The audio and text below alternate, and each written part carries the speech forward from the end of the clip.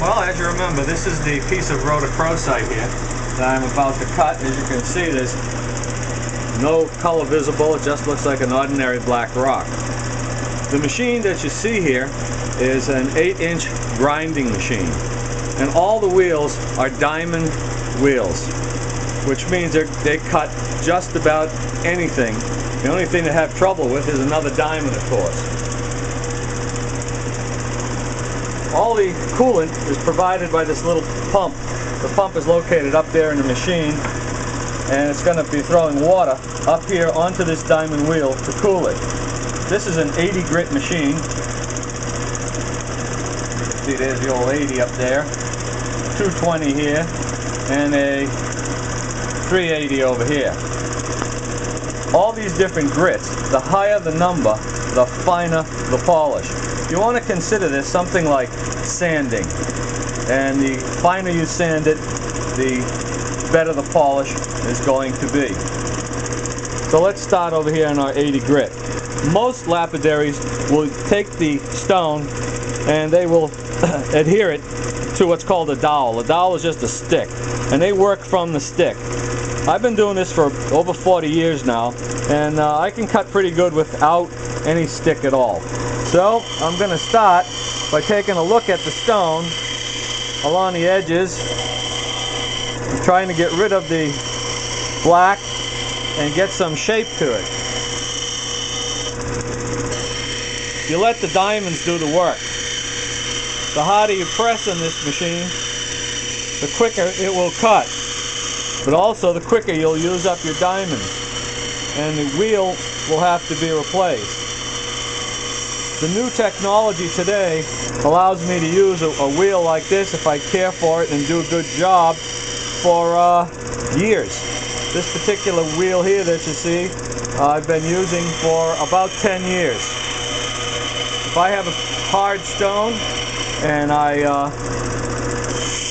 take a sharp edge and dig it into this machine, it will loosen the diamonds and render the machine pretty useless. So I'm always careful to let the machine do the work, especially around sharp edges. If you'll notice, at times there'll be a white mark. That means I'm holding the stone in one place too long. The stone is soft compared to the diamonds, and so it does not have a chance to wash away the material that's been turned to dust. So the stone is constantly being moved across the wheel. These wheels come in different sizes. I also have a 4-inch setup, a 6-inch setup, and one of the questions people ask me is how long does it take to cut a stone? Well, it really depends on what state you start at with the stone and how hard the stone is. Softer stones you can cut pretty easily. Stones that are very hard, you got to really take your time and your patience. But they take a nice hard polish. As you can see, I'm starting to see some color in the stone. Still don't know what's going to come out of this stone, but we'll see. This is just the back part I'm trying to get off the blackness. See there, you can see this pit, so I'll have to take off more. On the sides, I got an idea as to what the color can look like in there. Looks like we have a little bit of bake in there. So we're going to continue. I'm going to take a little bit off the top. And we want to get a good look inside the stone, see what's there.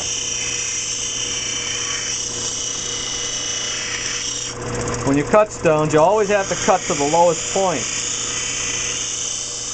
By that I mean, I have to get rid of all this good material here because I have to get down to the lowest pit. And so what I'm going to do is take the stone, turn it on this side, try to work that pit out. And that's going to tell me how thick the stone is going to be when I'm finished. Gives me a place to start. How many stones can I cut? Well, a year or so ago, my son John brought me home some uvarovite from Russia. And we wanted to cut it and get it ready for a show, so we decided we'd work it exclusively and get it ready as fast as we could. I cut at that time 600 stones in 1 week, but I stayed here at the wheel just about around the clock, 12 hours a day. At the end of the time, because I didn't use chopsticks, the tips of my fingers were worn away and the blood would come through. So I just have to stop at that point. These wheels, although you can touch them, they don't feel sharp.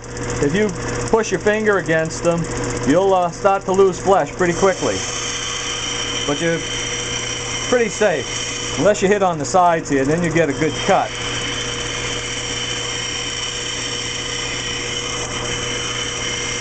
The better the job you do at the beginning of this process of sanding, the better your stone's going to look, and the less work you have to do later on. So this particular stone is going to get most of its work and shaping done right here on this powerful 80 grit diamond.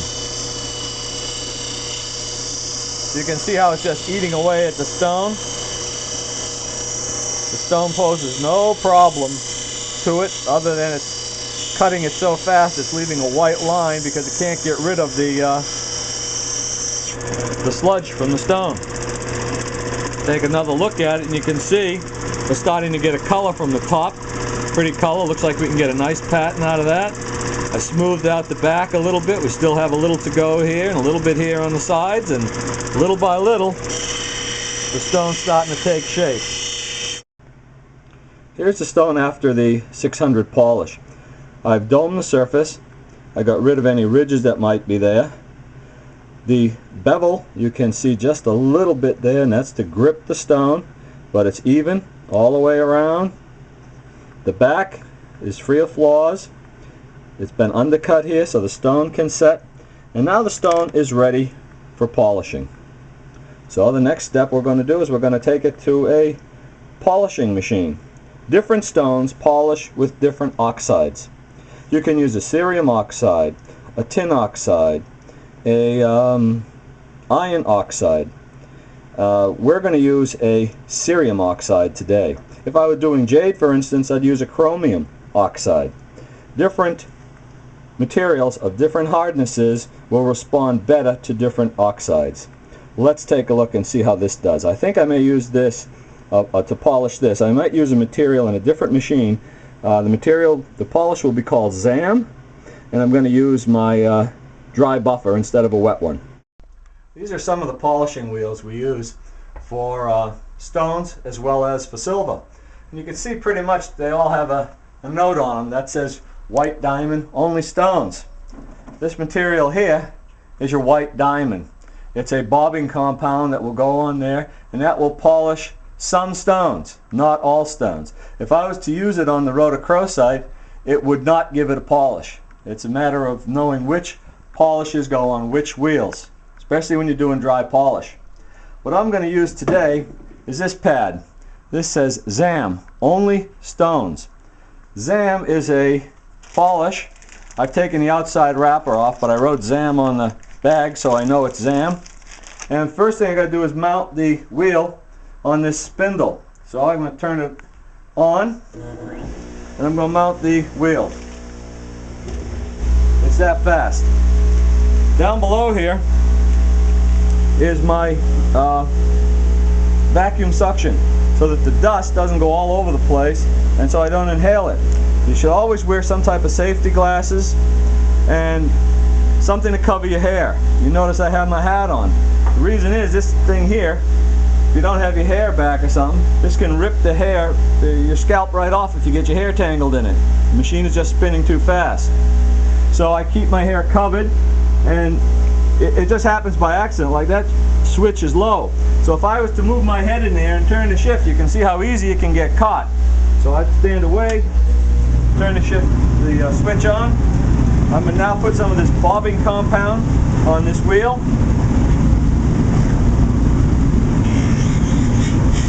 This is the only thing that this wheel is going to be used for. It's going to be for polishing stones with this material. Here's our old piece of rhodochrosite we've been working on, and I'm going to start the polishing. If you get your stone too hot, it'll crack, fracture, it'll burn you from the friction, and you'll drop it, and that's when damage happens. If you've been doing it for as long as I have, and doing it with hand instead of with a stick, you pretty much can control the heat. So what I'm doing, polishing the sides, this will actually eat away a surface coating of the stone. You may not see it, but it does. If I put too much pressure here, the heat will build. I'll get a polish alright, but probably break the stone. It's heat sensitive. Some stones are very, very heat sensitive. There you go. You can see the stone is taking on a polish as compared to how it is before you start. Dull, that's the back of the stone. Now sometimes people polish the back of the stones. I don't like to polish the back of the stones because it's pretty nice the way it is. If you polish the back of the stones, sometimes it's difficult to make the setting because the stone starts to slip as you start to push on the setting. I'm going to make it completely polished. Sometimes you'll drop the stone. This thing will rip the stone right out of your hand if you're not careful. What you have to learn to do is let go. If you let go and don't fight the machine, more than likely a stone will just drop and it'll be alright. This stone now has a really nice polish. I'm going to add just a little bit more polish to the wheel because it's worn off. You can see the polish wearing off there. And just give it one final light touch just to make sure it's all nice and bright and evenly polished.